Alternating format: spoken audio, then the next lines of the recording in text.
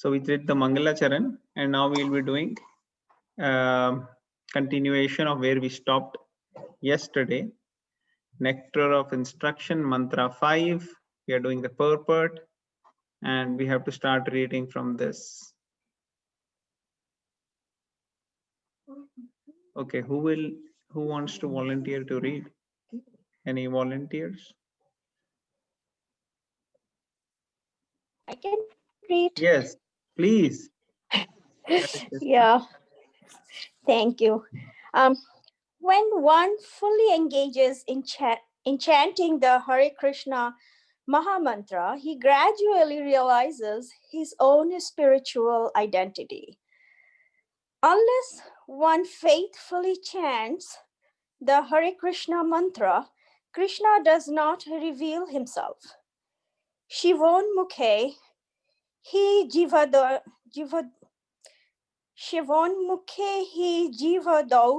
shabhayam ava shuprati adaha. We cannot realize the Supreme Personality of Godhead by any artificial means. We must engage faithfully in the service of the Lord. Such service begins with the tongue. Shivomukhe hi jivado. I'm not sure if I'm pronouncing that correctly. Jivado, which Yes, means Mataji, you're saying it right. It's Sevan Mukhe hi Jiva though. Sevan like Seva. So right. Seva of Krishna starts with Jiva, with Jivado. the tongue. It actually starts with tongue, and tongue has two functions. One is vibrating, so chant Krishna's name, and other is tasting, so taste Krishna Prasad. So if we do these two things, then we are Krishna consciousness has begun. Oh, that's nice. Shivanmukhe jivodo, which means that we should always chant the holy names of the Lord and accept Krishna Prasada. We should not chant or accept anything else. When this process is faithfully followed, the Supreme Lord reveals himself to the devotee. When a person realizes himself to be an eternal servitor of Krishna, he loses interest in everything but Krishna's service. Always thinking of Krishna, devising means by which to spread the holy name of Krishna, he understands that his only business is in spreading the Krishna consciousness movement all over the world. Such a person is to be recognized as an Uttama Adhikari, and his association should be immediately accepted according to the 6 processes. Dadati, Pratigranti, etc. Indeed, the advanced Uttama Adhikari, Vaishnava devotee should be accepted as a spiritual master. Everything one possesses should be offered to him, for it is enjoined that one should deliver whatever he has to the spiritual master. The brahmachari in particular is supposed to beg alms from others and offer them to the spiritual master. However, one should not imitate the behavior of an advanced devotee or Mahabhagavata without being self-realized, for by such imitation, one will eventually become degraded. Hare Krishna. Thank you. Thank you so much for reading. So these 2 paragraphs, very, very nice. Thank you, Mataji, for reading. So let's discuss each line, unpack some of the things. So first line here, which we read today, when one fully engages in chanting of the Hare Krishna mantra, Mahamantra, he gradually realizes his own spiritual identity. Okay. So can anybody explain what it means? Can anybody share their thoughts? So Prabhuji, because we say that we are the part and parcel of Krishna, and you always say, and we have heard also that, you know, everybody is the, the Krishna consciousness actually is dormant in every entity. So when we chant, it is actually, we are actually revoking it, and we are realizing that we are the part and parcel of Krishna. Very nice. Thank you, Mataji. Thank you for sharing. Okay, what else? After reading it, this is what the thought coming to my mind. I don't know, I could be wrong. I'm sorry. But if you want me, I can share it. Please. Yes, we definitely want. So it is talking about a spiritual identity. So sometimes we as human beings are also confused about our identity. I mean, even in the real world, some people, like, I know here we talked about diversity, like caste, class, and those things, but we also know from gender perspective, some people are, and nowadays, you know, some people don't identify with opposite gender. Some identify with the same gender, right? So, but they have a tendency not to understand for a long time, or I wouldn't say tendency, or they are often confused what is their actual identity, and it takes a lot of time for them to understand and come out of it. So here, now connecting that kind of idea to what it's saying here, and I'm literally connecting from a practical ground to a ideological idea. I probably would say, once you start chanting Krishna Mahamantra, then you go into your inner self and you try to realize your own spiritual identity. Like, it basically brings out your Krishna consciousness self, and you are just not only reciting the mantra. It's just not that your lips are, or your tongue is doing the work, but you are actually also internalizing it, and it's coming from your heart, something around that line. Yes, So very nice, Mataji. Very nice. Actually, that's a very, very nice point Mataji shared, that when you, as you're chanting, it's not just happening in the bodily level, but actually you are practically spiritually connected.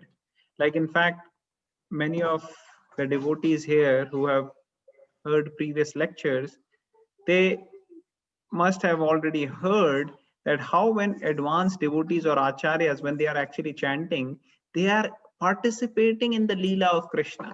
They are simultaneously with Krishna and they are engaged in service. So yes, thank you. Okay, what else? Who else would like to share? He gradually realizes his own spiritual identity. So when we are reading scriptures, shlokas, or even Prabhupada's purport, each line is very important and can have a lot of deep depth. So we can have, you know, a lot of discussion. So who else would like to share their thoughts on this? So Prabhuji, that could be more towards, you know, realization of, you know, I'm not this body, I'm the soul. Yes, very true. Thank you, Prabhu. That is definitely true. Realization of I'm not this body, but actually I'm spiritual. So anything else, Prabhuji, you want to add? No, I think that Prabhuji, the one more point, you know, Rakshita Mataji mentioned, so that was also in mind. Yes. So, yeah, those all we heard, but like anything more than that? So Rakshita Mataji shared, Mosmi Mataji shared, Tarachand Prabhu shared. Anybody else would like to share any other So, Prabhuji, what comes into my mind is like we should have this mentality of, like Shishya Ashtakam's first stanza, Cheto Darpan Marjanam, like that kind of, the chanting cleanses our heart. And so that came to my mind. And also while chanting, or how, the fourth one, or I think third, we have to think ourselves as like very, very low and think of Krishna always in the heart. Probably, I think I missed the question because Neil was kind of making noise. Yeah, we are just trying to understand this first line. The line is, when one fully engages in chanting of Hare Krishna Maha Mantra, he gradually realizes his own spiritual identity. So I'm asking everybody, what does it mean that he realizes his own spiritual identity? What does this mean? Okay, so Prabhuji, like we are the part and parcel of Krishna. So we are not separate. This is what I think. Thank you. Yes, Mataji, definitely. Okay. Yes, Natasha Mataji wants to share. Hare Krishna, Prabhuji. Yes, Nirmal Prabhu, yes. So along with what Prabhuji said, we also have our. प्रभु जी आप थोड़ा mic के पास आ जाओगे, थोड़ा सा ऐसा लग रहा है कि ब्लंट, मतलब something is masking your sound. I'm saying, Prabhuji, that other than what Mataji said, it is also that all of us have a spiritual body also, spiritual identity also. And as we keep chanting and by Guru and Krishna, that can be revealed as to what is our true self or true identity, spiritual identity.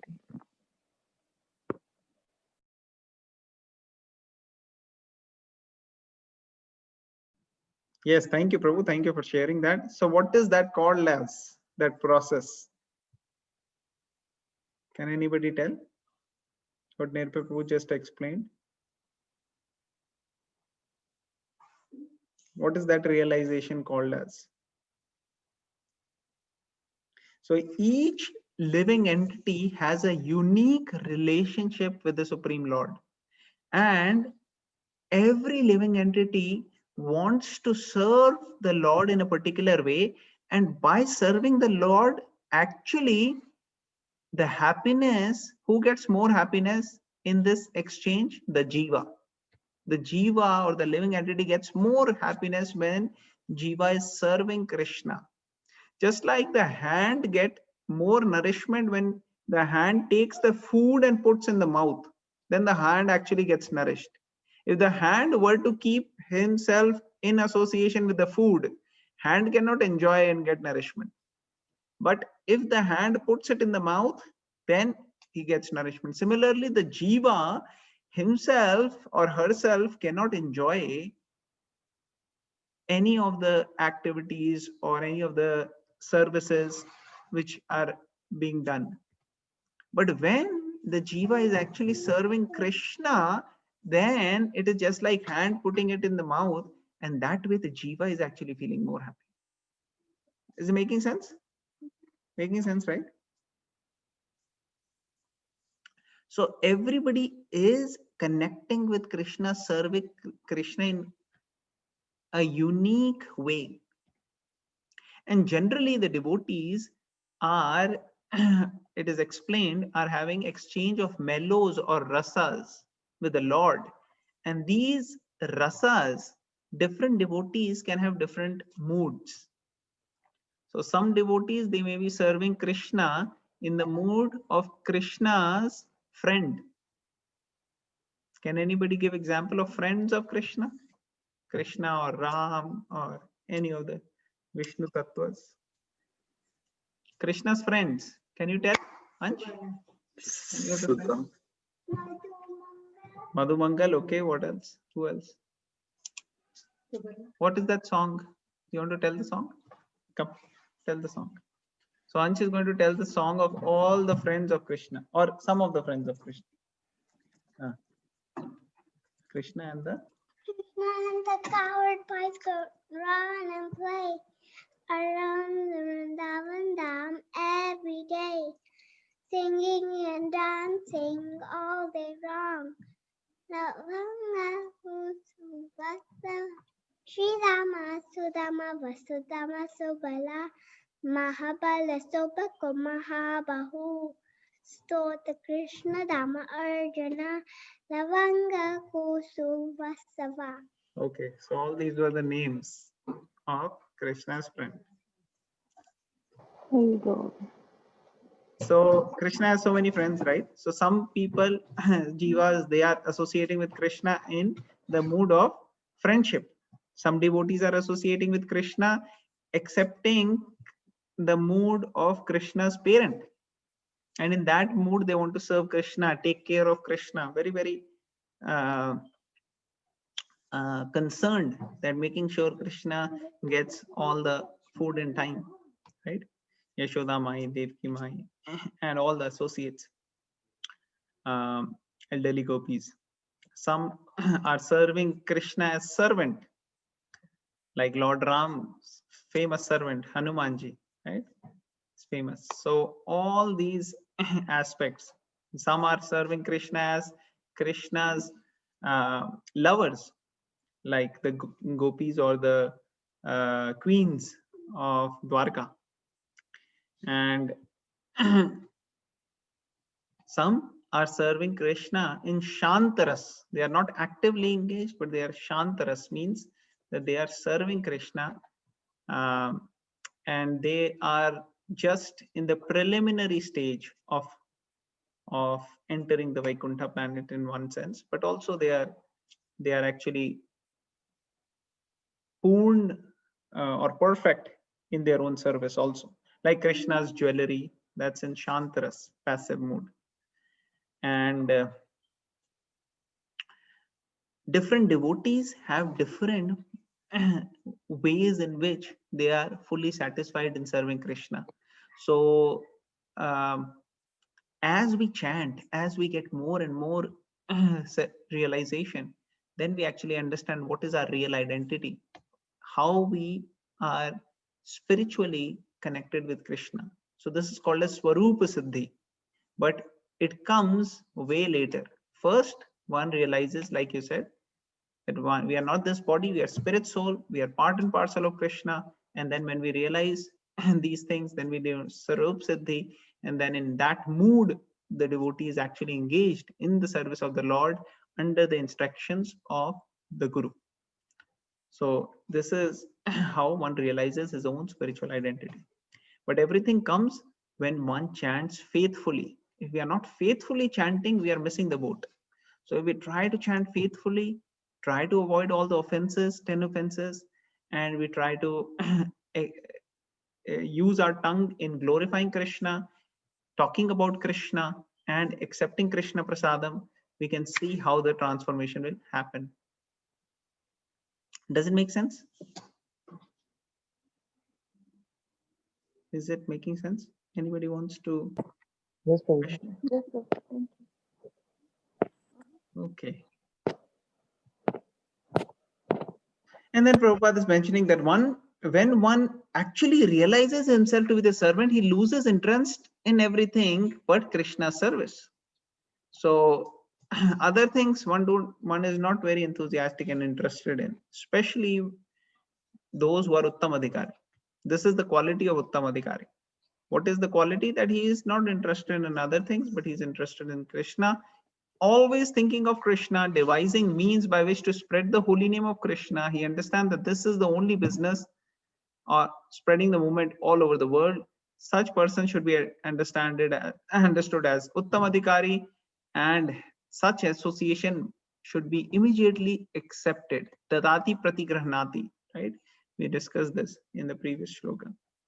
Indeed, the advanced Uttamadhikari Vaishnav devotee should be accepted as spiritual master. So these are the qualities of one who should be accepted as spiritual master. Not that the spiritual master should talk in Sanskrit, walk in Sanskrit, sneeze in Sanskrit, not like that. Or he should have big beard, or he should have, certain dress, or he should be in certain family, brought up in the family, not like that. These are the qualities. Or it's not that he's a magician. Oh, he can produce some gold from the mouth, or he can produce ashes from the hands, or he can see if you put a cloth in front of the eyes and cover the eyes, he can still see things.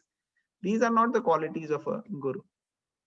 These are simple materialistic techniques which one can even learn by mystic yoga process.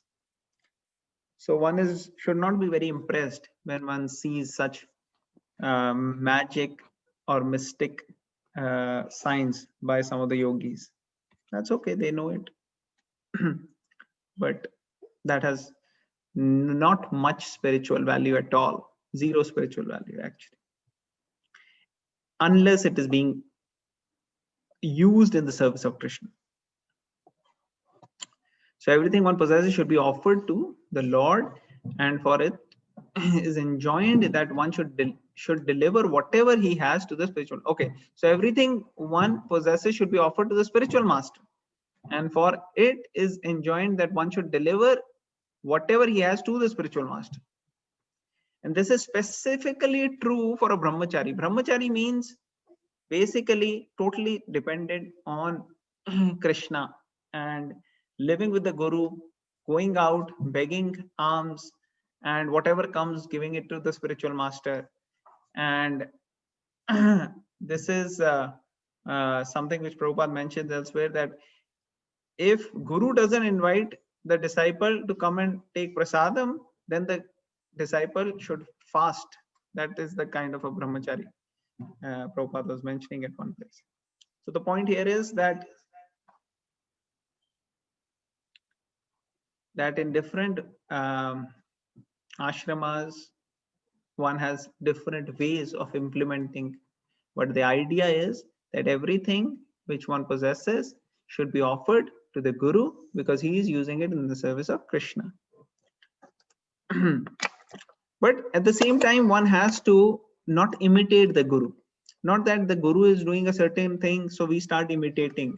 We talk like him, walk like him, do things like him. No.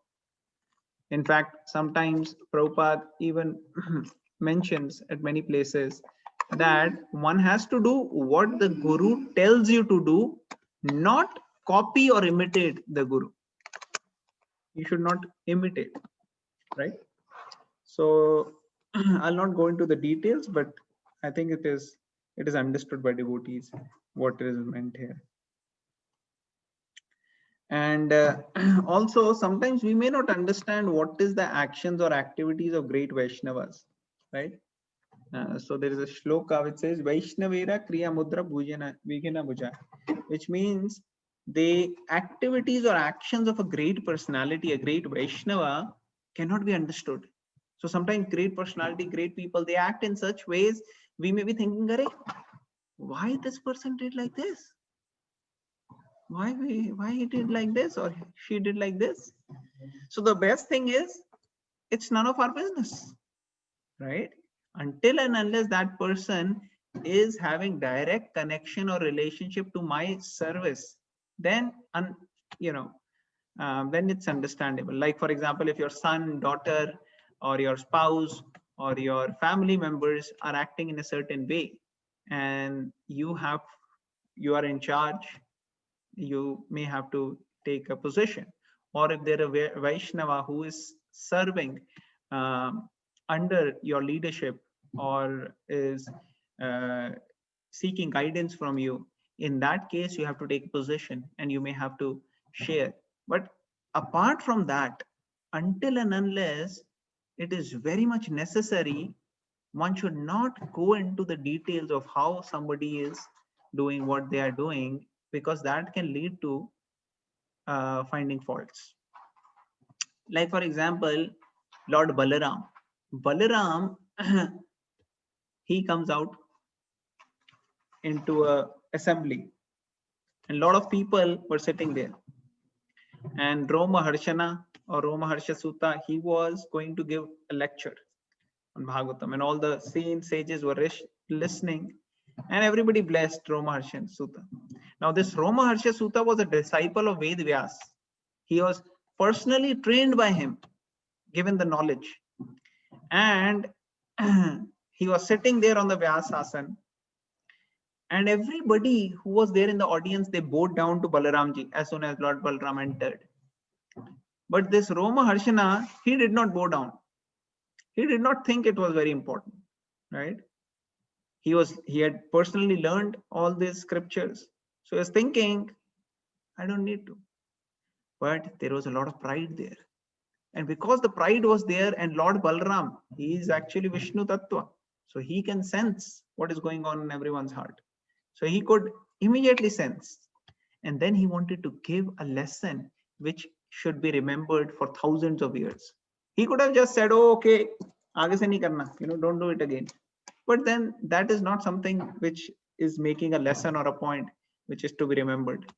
And Lord Balaram wanted to be really very, very emphatic here. So what did he do? He took a blade of grass and threw it on the person.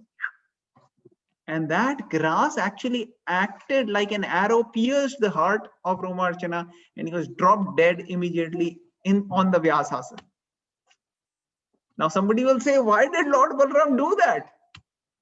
So one has to understand, Vaishnavera Kiriya Mudra, we cannot understand a great Vaishnava, great personality. So Balaramji, he is indifferent. He is Vishnu Tattva also, but he is also Krishna's devotee. He serves Krishna in all the 5 rasas. So Krishna is an expansion of Vishnu who's actually serving Vishnu. So anyways, so the point here is that sometimes this kind of a situation comes where great personalities may do some action which we can't understand. And therefore, one should be very careful in judging, not judging. I mean, very careful to not have this judgmental mentality that start judging people. This is this, this is. Actually, many of you may be curious. So I must tell you that same Lord Balaram, when he came in Kali Yuga, he came in the mood of Nityananda Prabhu. And Nityananda Prabhu, he took the same grass, like Lord Balaram picked the grass and threw. As an Lord Nityananda Prabhu took the grass and put it in the mouth, between the teeth, and went to each and every person and said, please chant the name of Hari. Chant the name of Hari, I'll be your servant. I'll be your servant of your servant. Just chant the name of Hari. That is how he begged from door to door. And by his efforts, even the greatest demons like Jagai and Madhai became pure Vaishnavas. So this is how same Balaramji, when he comes to Kali Yuga, he's so merciful. So therefore, it is much safer to take shelter of Nityananda Prabhu and Lord Chaitanya. Why? Because they are the crest jewel of all incarnation, because they don't kill the demons, but actually they kill the demoniac mentality. So we all have so much demoniac mentality, at least I can say for myself. I don't know about others. And therefore, Krishna, Lord Balaram, very, very strict, very difficult to even reach. But Lord Chaitanya Prabhu, Nityananda Prabhu had made it very easy and accessible for anyone and everyone in this age of Kali Yuga. That if we approach with a serious and sincere heart and make some serious attempts and just genuinely pray that I'm not able to do it, but I want to do it. Please help us. Please help us. I want to chant. And we get the mercy.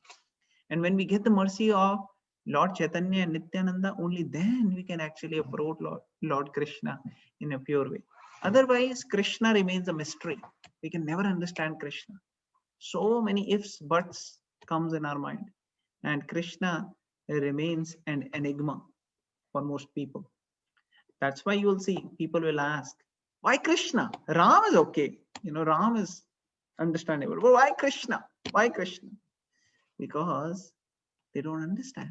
They have not really understood the hidden essence. But when we actually go through Lord Chaitanya and Nityananda, then all our heart is completely purified and all our doubts are gone away and realization of the Lord is revealed.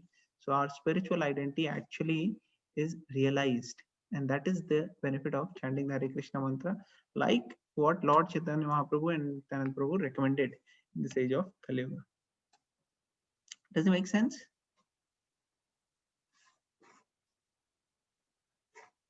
Okay, so I think I covered my thoughts on these two paragraphs. I am eager to hear what other devotees are thinking and what they want to share in these two paragraphs. So who will share next?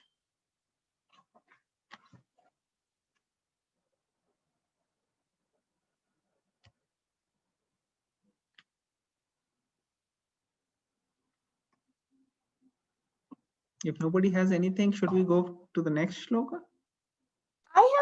I have a question though. Yes, Mother. Go ahead. So, I mean, it could be a simple question. I don't know. So it's talking about basically the chanting and the just not a physical activity, but it is something to purify your soul. So the emphasis, if I have understood it correctly, the emphasis is on the soul. So my question is, so basically then it's seeing the soul as a survivor, but not the body, or the soul as a mortal. Yeah, so thank you, Mataji, for asking that question. So when Krishna spoke the Bhagavad Gita, Arjuna asked so many questions in the first chapter. And then when Krishna was going to speak in the second chapter, the point by which Krishna started is by telling how we are not this body, but we are spirit soul. So this body actually is just like a covering, and the soul is who we actually are. That is our real identification. Now, of course, just like water comes from the sky at the time of rain, the water in itself is pure. But when it falls on the mud and dirt, it becomes contaminated. So similarly, the soul, when it comes in contact with material nature, material energy, it becomes contaminated. And just like the water which has become contaminated, if you distill the water, purify the water, it will get purified. Similarly, if the soul got contaminated by coming in touch with material energy, it can get purified. And the process of purification is the chanting of the Hare Krishna mantra. So just like we do distillation, filtration, purification, similarly, purification of soul is by chanting the holy name of the Lord. By that, we can actually understand our real identity. This body is just like an instrument. Like, for example, a car is given to a driver. So the car is not the driver, but when the driver is sitting in the car, whatever the car is doing actually is because of the driver. And when it's moving around, one sees, oh, that person is going in that, going over there. But actually that person means the car is going and you are pointing towards the car, but actually you're referring to the driver. Similarly, sometimes people may point, oh, Maushami is there, Atul is there, Ansh is there, but actually they're pointing towards your body, but in the body is the soul, who you actually are. So that is the difference between the spiritual identity and material identity. Material identity is like a designation, like I am a particular gender, I'm a particular from a particular country, particular race, Indian American, human, a particular profession. I may be, student, I may be a professional, I may be, engineer, doctor, whatever, and then businessman. But these are all designations. I may be white color, black color, Caucasian, or whatever. These are all designations. This has no connection with actually who the soul is. Just like anybody can sit on a car and, let's say Toyota, and he does not necessarily have to have a particular body to sit in the Toyota car. Anybody can sit. Similarly, any jiva can get the body of Indian, American, Pakistani, whatever it may be. Does it make sense for me? Thank you, Prabhuji. Yes. Thank you. Okay. Anybody else would like to share your thoughts about the question Mataji asked?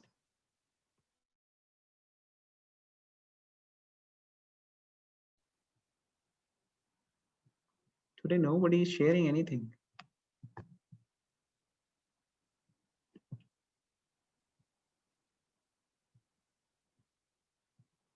I don't know if people are even there or not.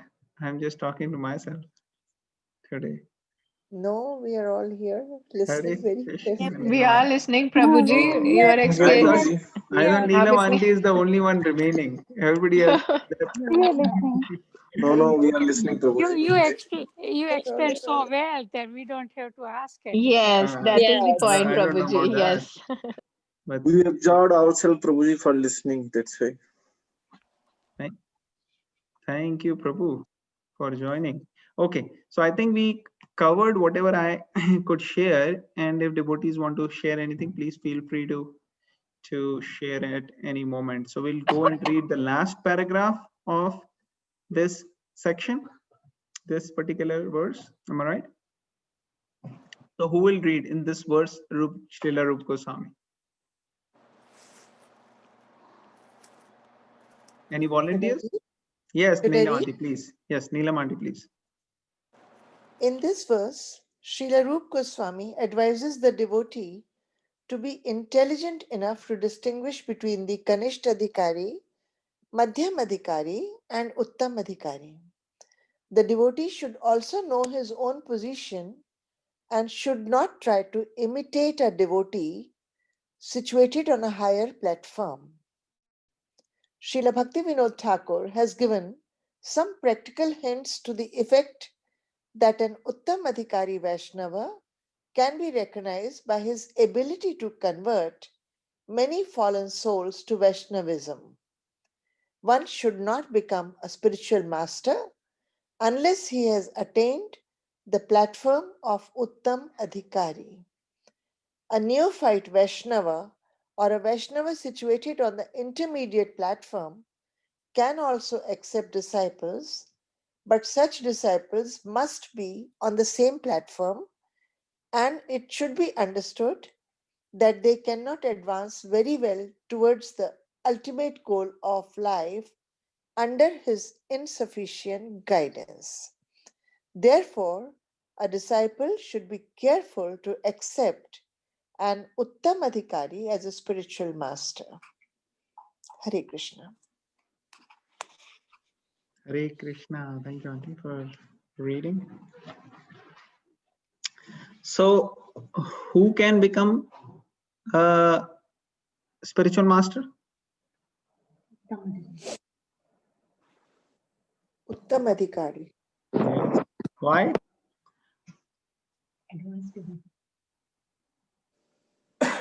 Uttam Adhikari. Okay, what about Madhyam Adhikari? Can Madhyam Adhikari also accept disciples? No. He can accept disciples, but he should be friendly to them and not a spiritual master to them. Mm-hmm. So actually, here Prabhupada is writing a neophyte Vaishnava, or so neophyte means Kanishtadhikari, or a Vaishnava situated on intermediate platform, which is Madhyamadhikari, can also accept disciples. So these two category people also can accept disciples, but such disciples must be on the same platform, which means they will not be able to become Uttamadhikaris. So those disciples also will remain, their growth will remain only till that level. So they will need some more help from, advanced personalities to actually go to become Uttam Adhikari and then finally go back to Godhead. And it should be understood that they cannot advance very well towards the ultimate goal of life. So even if, somebody accepts such disciples, he can't guide them to the highest goal. He can just bring them to his own level at the max. So they need further guidance. And they cannot advance very well towards the ultimate goal of life under his insufficient guidance. Therefore, disciples should be careful to accept an Uttamadhikari as a spiritual master. Therefore, when we are accepting spiritual master, we should know who's an Uttamadhikari and we should seek the guidance of an Uttamadhikari. So that is the recommendation.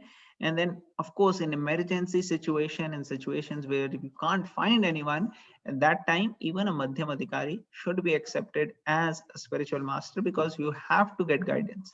So you cannot advance without it. Madhyam Adhikari is also very advanced. So we can accept, But of course, that is very rare situation, and that is not, you know, only in emergency, and that is usually not happens, very rarely happens. And of course, we are very grateful that we are born and brought up in this particular time period when there are so many you know, opportunities of associating with so many pure devotees and learning from them, serving them and advancing. So that is great opportunity for everyone. Okay, so those were my thoughts. I'll end here. Anybody would like to share some points, add to this, have some more questions maybe?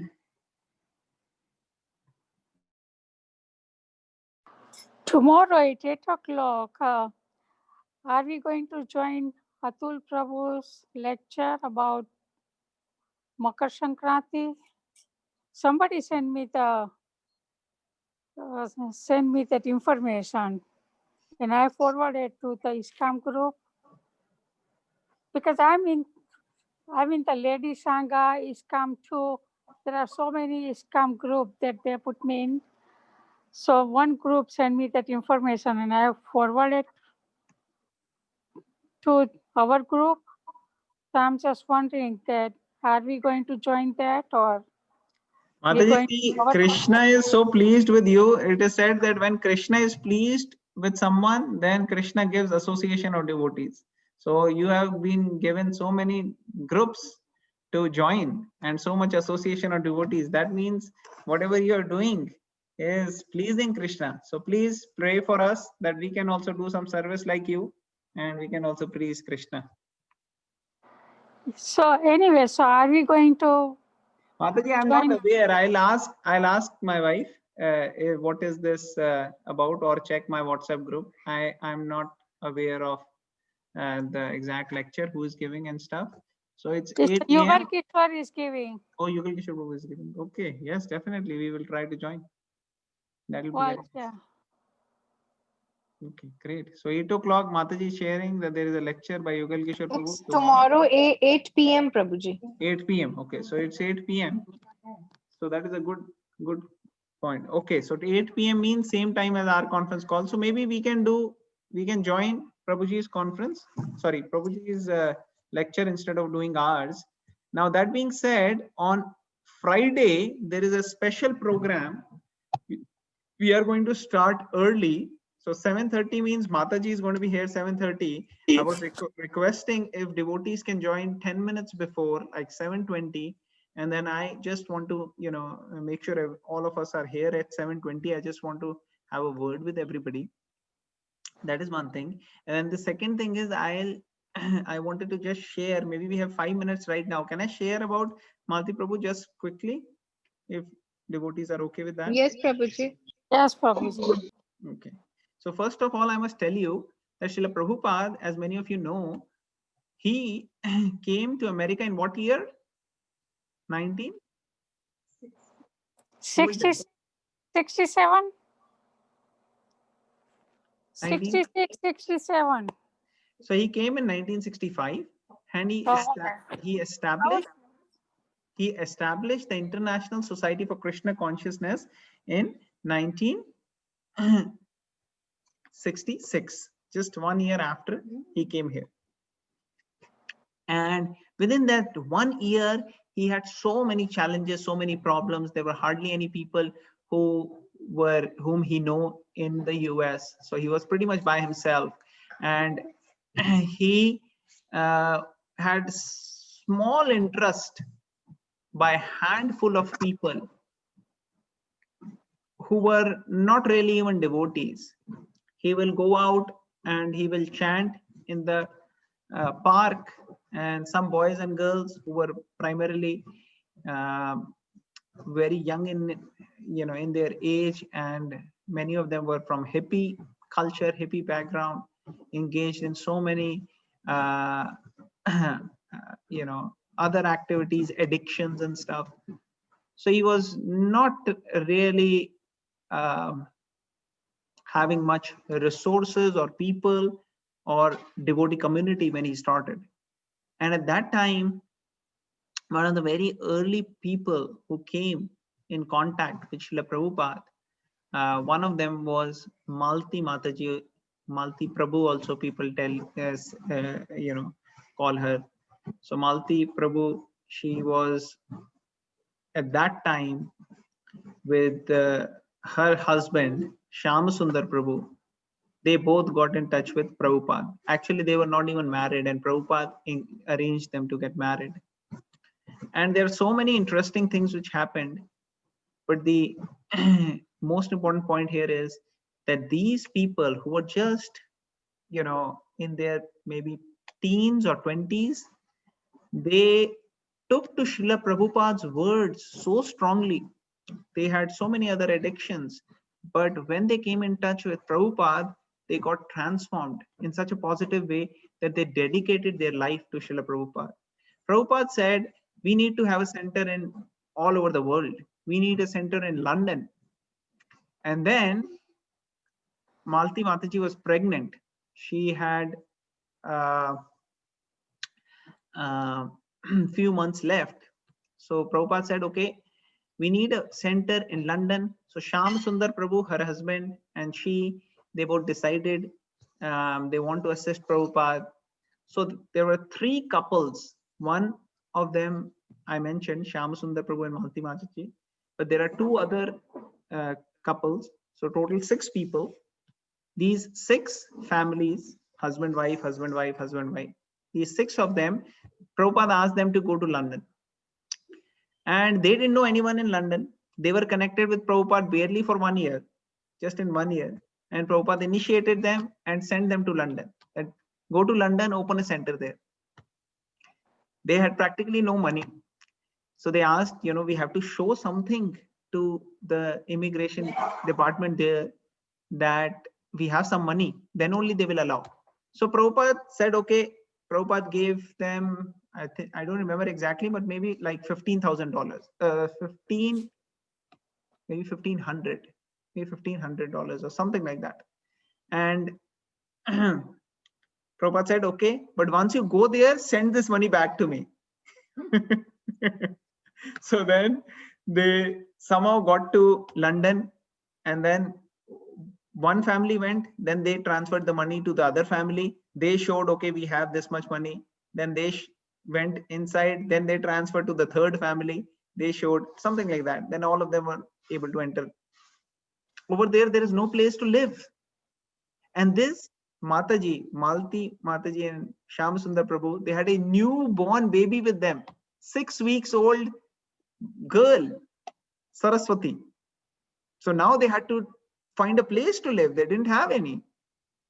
And for some time, Malti Mataji had to live in a cardboard box of a TV. That is the house, because earlier they used to have big TVs, it seems. And in that, she was keeping her daughter in a person's garage. They had a TV and he allowed them to stay there. They didn't have proper things. And what they will do, these 3 families, they will find places to live and they'll come together and chant Hare Krishna Kirtan and do japa chanting. That is how they were looking, meeting people, trying to see if anybody they will go for Harinam on the road. They will do chanting in the day. And then one day, one car stopped and this man said, oh, where were you? I've been looking for you guys. And this man was George Harrison. And Shyam Sundar Prabhu, when he was in America, he asked Prabhupada, Prabhupada, should we go to London and preach to George Harrison? Prabhupada said, it's a good idea. Go. And George Harrison is like very, very famous personality. He is much more famous than, big personalities in India we could think of. So now, whenever they were talking to Prabhupada, Prabhupada will always ask before this, okay, do you have a place now? Do you have a place now? And they always had no place because they were just trying to, meet, have ends meet. Basically, not much situation was there favorable. And then finally, in a very short time, they actually became so close to George Harrison. They were in his house and they arranged. And then later they arranged a place. And it was very interesting. They said they have a place now. Prabhupada came And slowly, they built a temple in London. Bhaktivedanta Manor was a big farm project, and the land was donated by these people. So this is how they developed the temple in London. And similarly, she assisted in so many other building of so many other temples. But the idea here is that how these people dedicated everything for Krishna. And it is not for one day, 1 week, 1 month, 1 year. No, she is in her 70s and she started when she was barely not even 20. So more than 50 years she's been doing this. And till now, she wakes up early in the morning and she is serving the whole day. And she's the leader of so many states in US. Just imagine doing that. Having that enthusiasm, having that determination. She is, exemplifying how one's devotional service can actually flourish by practically applying the nectar of instruction verse. So like that, these personalities and many such personalities assisted Srila Prabhupada, and Prabhupada was very grateful for them. So we are getting the association of such a great saint on Friday. So we encourage all the devotees to join and to participate. And if you have questions, you can ask questions. Ladies definitely can ask questions. Of course, now I think and because they are one prasthan now, I think Mataji lives separately and travels alone, basically. Travels means now I think limited travel is there anyways, old age. But they are basically engaged in spreading the mission of Prabhupada. And the Prabhu, Shyam Sundar Prabhu, he is doing his own book writing, and his book is very famous now on Prabhupada he wrote. So they're all engaged in service of Krishna, and engaged in spreading Krishna's name all over the world. So like that, we have many such examples of people who are dedicated totally to the service of Krishna. So please don't miss her association. And if you have questions, please bring your questions. And if there is any particular topic you want her to speak on, please write to me. It's best if you can write to me in next one day, tonight or tomorrow. That will be very good. Okay, I'll stop. Did she come to Lansing one time? She came to Lansing. Yes, she came to Lansing, I think, a couple of times. And she came in Rath Yatra also. Temple opening of Farmington Hills Temple also she came. She came to my Detroit and Farmington Hills. She comes regularly because she is the GBC, the head of there. Okay, so I think we'll conclude for today then. Any questions, comments, points? All right, thank you very much, devotees. Vancha kalpatarubhyo bhishakapasante evacha patadanam pavanebhyo. Hare Krishna.